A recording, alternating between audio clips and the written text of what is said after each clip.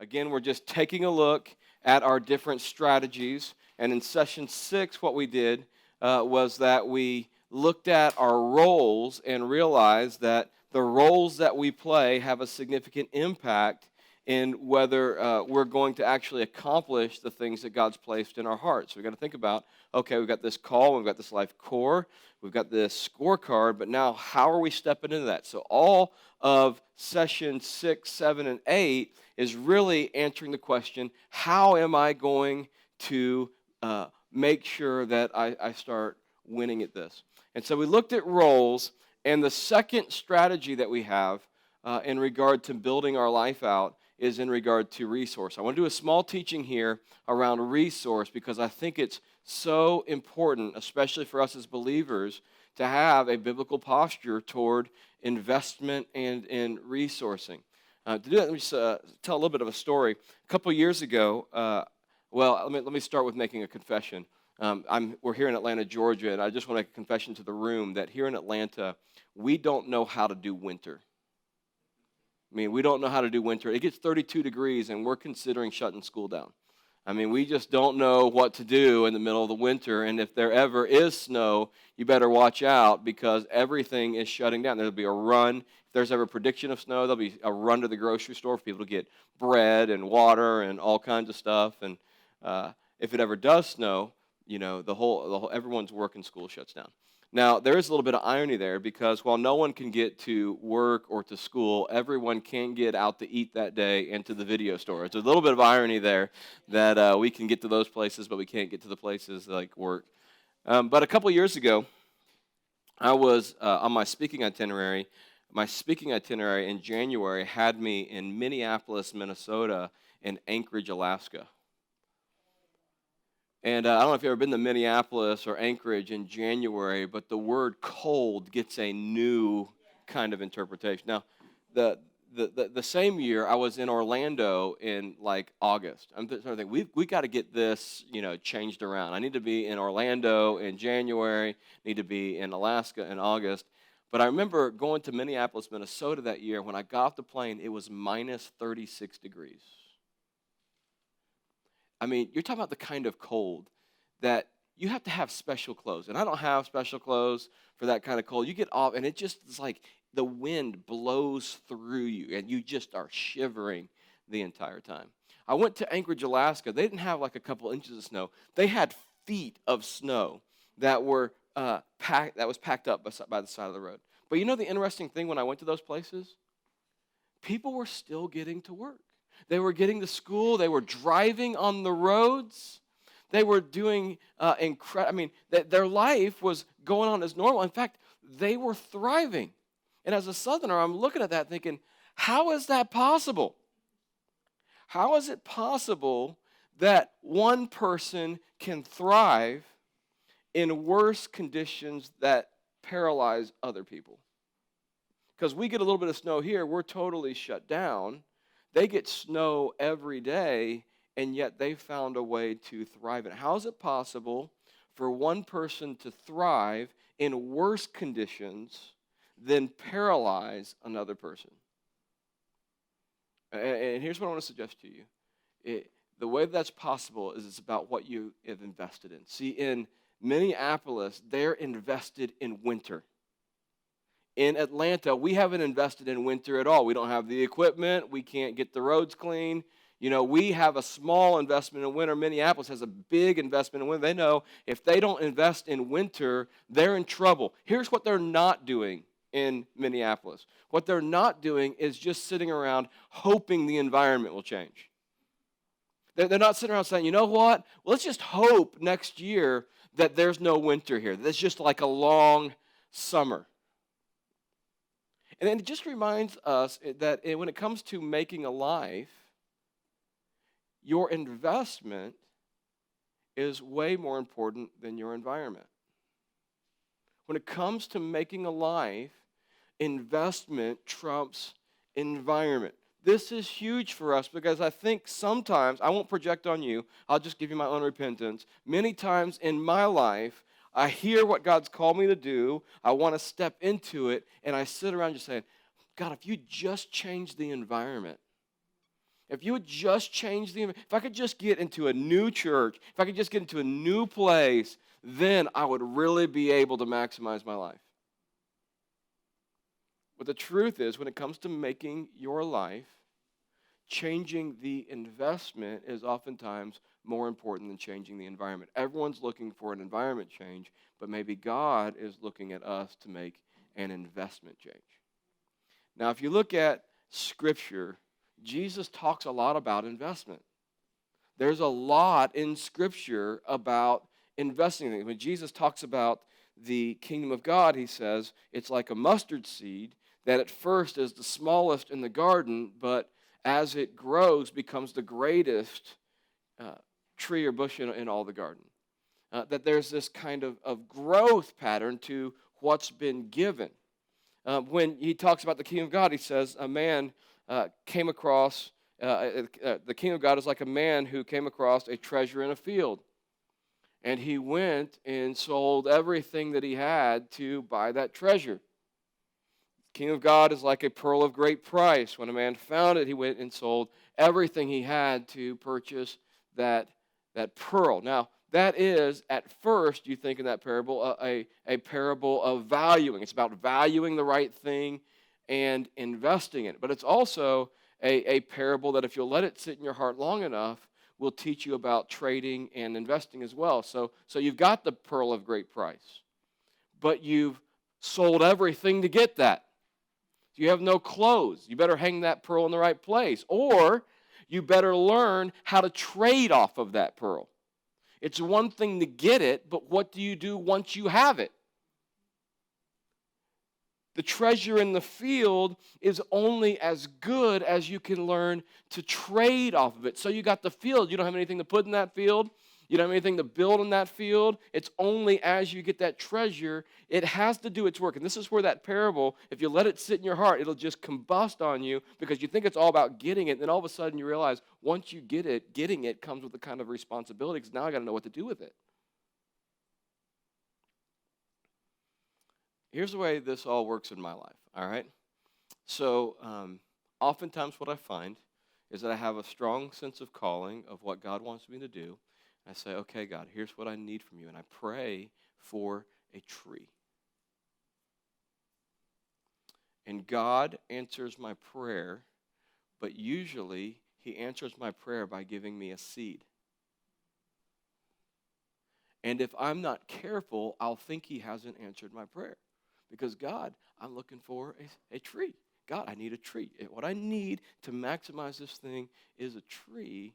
And what God is saying is, actually, I gave you more. I gave you the potential of an entire forest in the form of a seed, but it's your responsibility to maximize that. You got to turn the seed into a tree and the tree into a forest. And that's a principle of investment. One more place where we see investment is in Matthew chapter 25. You've got it there. If you turn in your notes to page 33, one of Jesus' most famous parables, it's actually one of the most disturbing parables. It's become one of my favorite parables of Jesus as he's talking about the last days. He talks about a master who goes away and entrusts his servants with talents. Verse 14, it says, again, it'll be like a man going on a journey who called his servants and entrusted his property to them. To one he gave 5 talents of money, to another 2 talents, to another 1 talent, each according to his ability. Then he went on his journey. The man who had received the 5 talents went at once and put his money to work and gained 5 more. So also the one with 2 talents gained 2 more. But the man who had received the 1 talent went off, dug a hole in the ground, and hid his master's money. After a long time, the master of those servants returned to settle accounts with them. The man who had received the 5 talents brought the other 5. Master, he said, you entrusted me with 5 talents. See, I gained 5 more. His master replied, well done, good and faithful servant. You've been faithful with a few things. I will put you in charge of many things. Come and share in your master's happiness. The man who had 10 talents also came. Master, he said, you entrusted me with 2 talents. See, I've gained 2 more. His master replied, well done, good and faithful servant. You've been faithful with a few things. I will put you in charge of many things. Come and share in your master's happiness. Then the man who had received the 1 talent came and said, Master, I knew that you were a hard man, harvesting where you have not sown and gathering where you have not scattered seed. So I was afraid and went out and hid your talent in the ground. See, here's what belongs to you. His master replied, you wicked, lazy servant. So you knew that I harvest where I have not sown and gather where I have not scattered seed. Well, then you should have put my money on deposit with the banker so that when I returned, I'd receive it back with interest. Take the talent from him and give it to the one who has 10 talents. And here's a big word. For everyone who has will be given more, and he will have an abundance. And whoever does not have, even what he has will be taken from him. And throw that worthless servant outside in the darkness where there will be weeping and gnashing of teeth. So here is this simple story, and yet it is incredibly profound. Simple story. Master's got some money. He invests it into his servants. He goes away for a while, and he comes back expecting to collect on that investment. First guy gets 5 talents. Second guy gets 2 talents. The other guy gets 1 talent. Now, inside of this pretty simple story, there's a couple disturbing realities. Just named one of them. The first disturbing reality is that the 3 people get different kinds of investments. One gets 5, one gets 3, one gets 2. That's disturbing to us as Americans. We want everyone to get 2.25 talents. However, it's a great description of reality. It's a great description of reality. There's always someone who has more than you. There's always someone who has less than you. You look around and you say, you know what? When I look at what I have and what they have, it's just a great description of life. Now, in case you're interested or wondering about the justice of this parable, the justice in this parable is not about what people have been given. The justice in this parable is the reward that they're eligible for. Did you notice both the 5-talent guy and the 2-talent guy, when they doubled their investment, got the same reward? Well done, good and faithful servant. You've been faithful with a few things. Now let me put you in charge of many things. Same thing to both servants. The justice in the parable is not about what you've been given. The justice in the parable is what you're eligible for. So the 5 guy and the 2 guy get the same reward. Now here's the good news on that. Look here. I'm going to say this to everybody. You are not responsible for anything you haven't been given. You're not responsible to create a return on anything that you haven't been given. God's not asking you to maximize your life on anything that he hasn't first invested in you. And I would suggest to you that everything that you are called to do, God is going to invest into you. It may be in a seed form, but he's not going to expect you to return on your life on anything that he hasn't first graced you with. That's the word gift and grace. He hasn't first invested or gifted or graced you in. So just feel free about that. The quality of your life win isn't just about measured to someone else and what they've been given. Your quality life win is built on maximizing what you've been given. Second disturbing piece on this is what happens to the 1 guy. Because you got the 5 guy who makes 5 more and is well done, and 2 guy who makes 2 more, well done. And then the 1 guy, it's not that he goes and wastes his talent. All he does is play it safe. In his day, the safest thing that you could do with a treasure would be to hide it in the ground. Literally, to hide it in the ground, you would no longer be legally responsible for that treasure. He's playing it safe because you've done the safest thing that you could do. So here this guy is. He doesn't go out like the prodigal son and spoil it. He doesn't go out and waste it. All he does is do nothing with his investment. And the reaction of the master is this. Not, hey, we should do better next time. Not, hey, could you step up your investment? It's, you wicked, lazy servant. Throw him out and take what's been given to him and give it to someone else. Connotation there is who will do something with it. What's Jesus know here? What's Jesus doing? Jesus is eliminating the middle ground. See, I got to tell you, in my life, I like the middle ground. I like, there's people who are doing the risk thing, and there are people who are wasting. And what I just want to kind of find a lot of times is that middle ground, that neutral ground, not real great, not real bad, just kind of neutral. And Jesus, in his parables, is constantly eliminating the middle ground. That neutral is not neutral, neutral is evil. That's difficult. Secondly, he's calling my attention to the greatest danger in the kingdom. And this is the greatest danger in the kingdom. The greatest danger in the kingdom are not those who try and fail. They're those who do nothing. See, failure is always a great innovator. Everyone who has innovated is someone who has failed in their life. But the great risk of the kingdom expansion is not people who try and fail. It's people who do nothing. Now, a couple things here that you got on your teaching as to why the guy might not have done anything.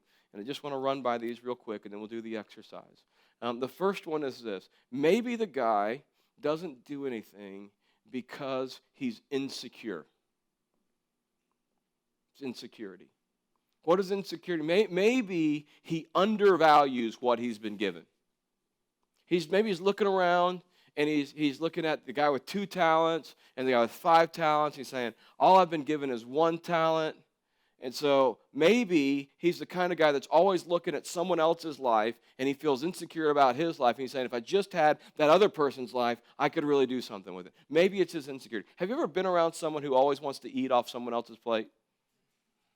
I remember when I first got married, and even today, I'll order a meal, and Kim will order a meal, and she's constantly like picking off my plate for what she wanted what I have, but she didn't want to risk ordering. But when it comes out, it's like when I first got married, we'd pull through the drive-through and we'd get like sandwiches. I said, "Do you want fries?" She said, "No, I don't want any fries." And then I would get fries for myself, and I'd pull off, and about 2 miles down the road, all of a sudden like half my fries are gone. It's like, I guess the calories don't count if you don't actually order the fries. I guess that's what it is. But all of a sudden, I just decided, you know what? A couple years in the marriage, as we began to fight this, because it's like, I thought you didn't want fries. Now you're eating my fries. I just decided, you know what? Now when I pull through the drive-thru, I want 2 fries. I know you don't want any fries. I want 2 fries, right? Because you're going to end up eating off my deal. Same thing when you go to Disney World. Someone goes by you that has a fast pass. You're like, don't you hate that? I mean, yes. When you got a fast pass, you're like, suckers, amazing. But when you're in line and someone else has got a fast pass, you think awful things about that person, right? You're judging them in line. Like, who are these people? They have way too much money at their disposal that they can upgrade their pass to a fast. That kind of thing. We always want what we don't have. And if you and I aren't careful, in our insecurity, we'll be always wishing we had someone else's life versus maximizing the things that God's given us. So maybe it's his insecurity. Second, maybe it's his fear. If insecurity is about undervaluing what you've been given, fear is about overvaluing what you could lose. Maybe what the guy is sitting there thinking is, I only got 1 talent, so I got to make sure that I hold on to this and that I don't do anything with this, and I just play it really, really safe because I only got 1 talent. Maybe he's afraid of what he could lose. And in being afraid, he just plays it safe. Now, again, I said this already, but the most dangerous thing in the kingdom is not people who fail, but the people who do nothing. Why is that?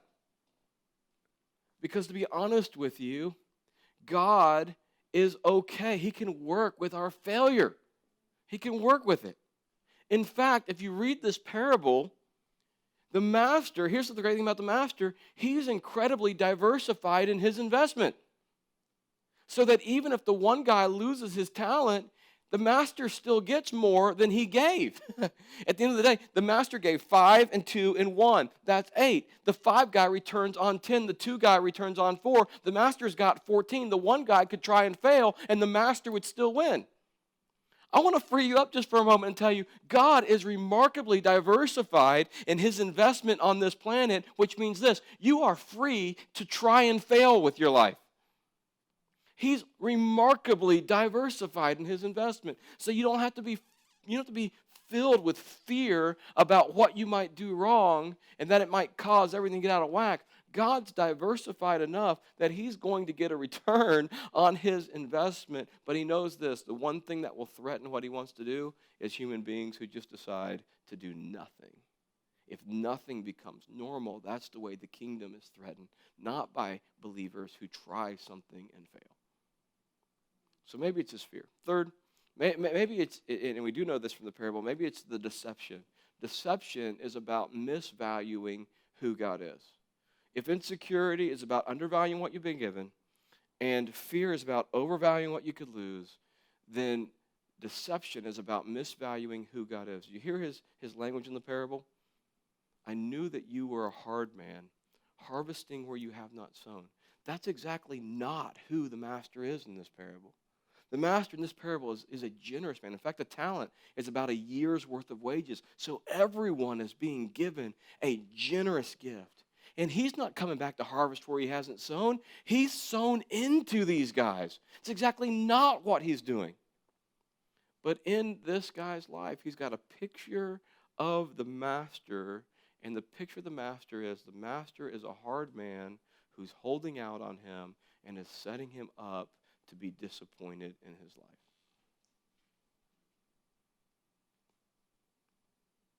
And here's the question for us when it comes to our resources.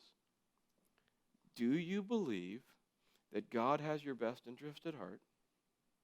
That not only is he right, but he's good? And that he's invested in you. He's not only dreamed a dream over your life, he's invested into your life. And if you will join him in that, everything you need to accomplish what he's placed in your heart to do is potentially there in seed form if we would just have the audacity to believe and nurture and grow that. You may look at your call and say, man, if I could just get an environment change, I could live my call out. And maybe there are times when you need to change your environment. And so I'm not saying you never need to do that. But primarily, the way we make our lives is not by consistently changing our environments. The way we make our lives is by what we do with our investment. Now, when we talk about investments, the lens that we look through investments are what we call 5 capitals. Again, this perspective comes from some things that we did at 3DM. Brandon Schaefer runs a company called 5 Capitals. He's a good friend of mine that just takes a look and says, all right, when you think about what you've been invested with, and you think about making a life, he's saying there are 5 capitals that we need to consider in regard to our investments. Here's the way they go. The first one is called spiritual capital.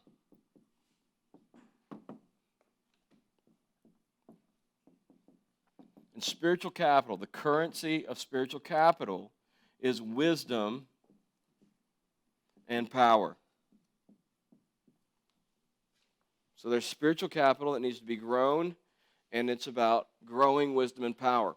Second capital is what we call relational capital.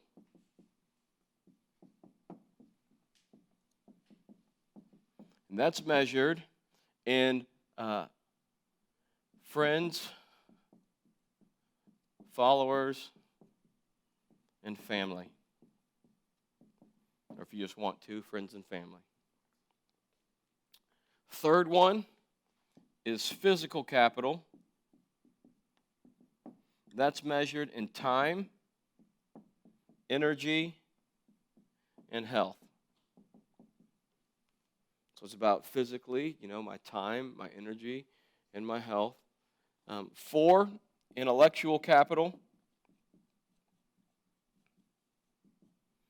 And that's about my concepts or knowledge and ideas. And finally, 5thly, financial capital.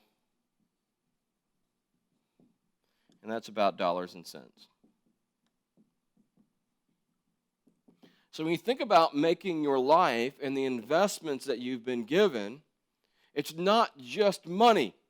A lot of people, when they think about investments, just think financial capital. What we're saying is God's made an investment in you spiritually, relationally, physically, intellectually, financially, and the way that we work with these different kinds of investments has a huge connection to the life that we end up living. Now, a couple things on this. One, the order is important. We would suggest, biblically, what you would see here is spiritual capital is more important than financial capital. that it goes spiritual capital, relational capital, physical capital, intellectual capital, financial capital. Now, the interesting thing is the world will have these in the exact opposite order. It's about financial capital, then your intellectual capital. They might put relational capital now in the world that we live in as number 2, but spiritual capital will be at the bottom. Physical capital will be in the middle somewhere. If you're in Hollywood, physical capital will probably be number 1. And then relational capital. You're in sports, physical capital will probably be number 1. So you can just go to different industries. You can see the way that they order the capitals. We're saying the order actually does matter. And second, here's the other thing that we'd say. If you want to grow one capital, let's just say you're single and you want to, get married. You want to grow your relational capital in that way. Let's just say that. You're going to have to use the other 4 capitals to do that. In other words, maybe you're going to have to at least carve out some time in your schedule to go on a couple dates. You're going to need to probably invest some finances. You may need to read a book about how the other sex works a little bit and just kind of investigate that. Or you may want to use a website to, think about meeting other people, kind of thing. You may have to learn how to use a website and that kind of thing. You may need to say, what does God say about relationships as I pursue through those things? Does that make sense? You're going to have to use the other 4 capitals. You want to gain greater physical capital. This was the issue in my life a couple years ago. It's one that I continue to fight. For me to gain physical capital, my time, energy, and health, I needed to hear God speak to me on that. I needed to work and say, what relationships do I have that I could maximize toward that? What do I need to learn, and what money do I need to put toward that in order to increase the physical capital? So what we want to do here now, as we kind of take this into an exercise, is I want you to begin to think through your life and calling, and we're going to do an exercise that helps us to think through what capitals might need to be maximized in our life over the next few years. So here's the way we're going to work it. We're going to take your life, and you can turn this over to the next page here. So if we did page 33 for the teaching. If you go to page 34, you'll see this exercise. We're going to do an inventory of our capitals just for a moment.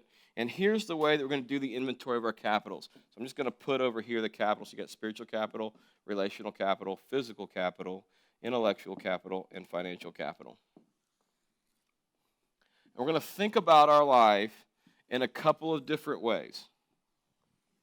The first thing that we're going to do, and we're going to do this in stages, is we're going to think about our life now. All right? So, here's the exercise. I'm going to pretend that your investment, let's just say that you have 17 gold bars. Why 17? Because it's a prime number that you can't just split exactly the same across the different capitals. And if you look at your life now, let's just say, just an arbitrary number, you've got 17 bars, whatever that capital is. When you think about your spiritual capital, relational capital, physical capital, intellectual capital, financial capital, how are those 17 bars currently distributed across your life? So you may be sitting there saying, you know what? Out of those 17 bars, most of my capital is spiritual capital. I've got 8 bars of spiritual capital. Maybe I go down here and say, you know what? A lot of my other bars are relational. I got a lot of spiritual stuff and a lot of relationship going on. I've got like 0 financial capital, and I've got 1 physical capital piece. And so, I've got now 2 intellectual pieces. And if I look at my capital, this is the way that I think things are distributed. All right, so you got 17. It's just an arbitrary number, all right? It doesn't mean anything. It's an arbitrary number. But we're using that arbitrary number for you to take a look at your life right now and say, where is that capital located? All right? So just take 3 minutes right now and make some decisions. You got 17 to play with. How many are in each box? When you do an inventory of your life, how much of the capital that you currently have is financial? Some of you might say, you know what? I got a lot of financial capital, but I got, very little spiritual capital. There's no right or wrong. It's just honest. All right? Where's your capital currently at? Take 2 or 3 minutes right now just to make some decisions, and I'll come and progress this in just a second.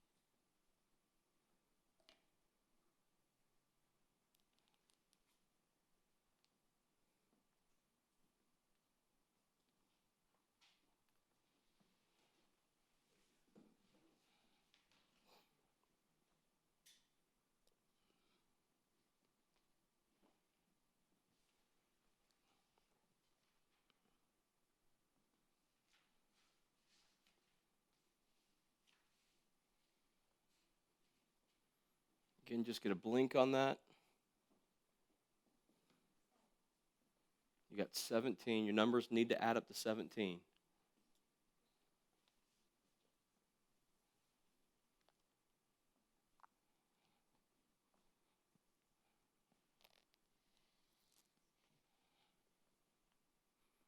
Just doing a look at where our capital is currently located.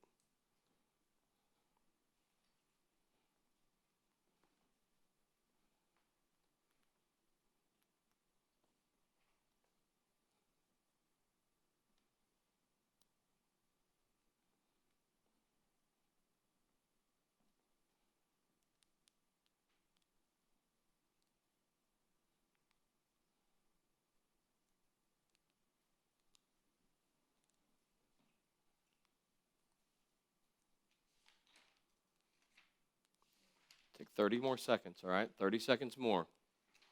Again, just want to blink on this.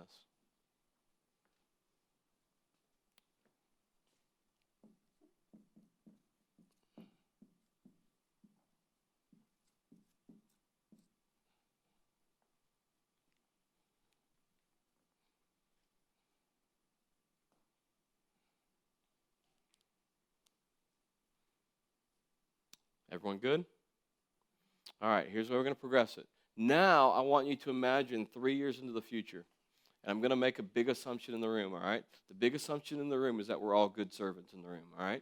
We're going to actually put this parable into play. And so the big assumption is that you're not going to just sit on your investment, that you're going to actually be making stuff out of your investment. You're going to be maximizing your investment. And I want to just now say, all right, it's 3 years from now, and let's assume you've doubled your investment. You've gone from 17 gold bars to 34 gold bars. And now you're looking at your life call and who God's made you to be, and you were able to put those 34 bars anywhere you wanted to maximize the calling that God's placed on your life and who He's made you to be. Where would you put those 34 bars? You might look at that and say, you know what? I'm going to need like 12 of those to be spiritual. I'm going to need like 10 of those to be relational. But you know what? Physically, if I'm going to be who God's called me to be, I got to get that up to 8. And so, now, that's 30, and I need to increase. Or maybe say, I need to get that up to 7. I'm going to need to get my intellectual capital up just a little bit to 4, and I got to get some financial capital in the bank. So it'll be 12, 22, 33. Actually, let's go down here to at least got to get some financial capital. I don't know what your combination would be. It actually depends on your calling. What you're not trying to do is get these exactly the same. What you're trying to do is get the right investment for your calling. Let me tell you what happened to me when I did this just a while ago. Again, a couple years ago when I was first working with this exercise, what became astonishing to me is that, I didn't need to make a huge investment spiritually because that was an investment I was used to making. And I had a good group of friends and family, but what was glaring to me is that my physical capital was way out of order with who God had called me to be. In fact, as I was doing this, I heard God speak to me a bit that said, Dave, I've got some things that I'm calling you to do, but if you don't get your physical capital in order, it's going to be the thing that keeps you from actually living out the things that I placed in your heart. Because I'd gained some extra weight. I had, heartburn that was keeping me up at night and helping me. It was hard to get out of bed. When I would fly on planes, my body hurt. I mean, just a lot of things. And God was saying, you know what? If you're going to be who I've made you to be, if you don't start working on your physical capital, it's going to limit those things that I've placed in your heart. And so the question that we're asking is, okay, as you look now at what you want your life to be, where are the biggest gaps?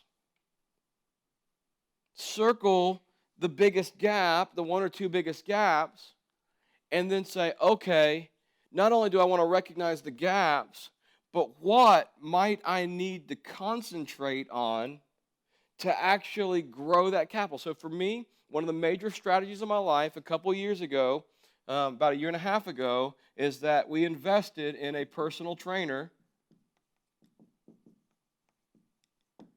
that was helping me get my physical capital back in order. Now, you might say that's a weird thing to invest in. Well, it made perfect sense if you had an idea that God was saying, hey, if you and Kim don't work on this, it's going to keep you from doing what God's called you to do.